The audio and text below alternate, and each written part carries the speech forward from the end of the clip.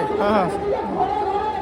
100 জন মহিলার মধ্যে 90 থেকে 95% তার পরিবারের আশেপাশের লোকের দ্বারা নির্যাতিত বা শ্লীলতাহানির শিকার হয়।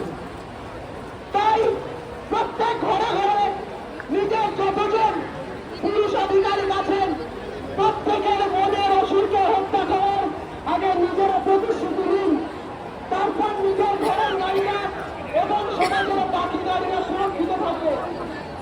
শুধু একজন ধর্ষক নয়, আজকে আমাদের এখানে যতজন উপস্থিত আছে তাদের মনের ভেতরে অনেক ধর্ষক লুকিয়ে আছে।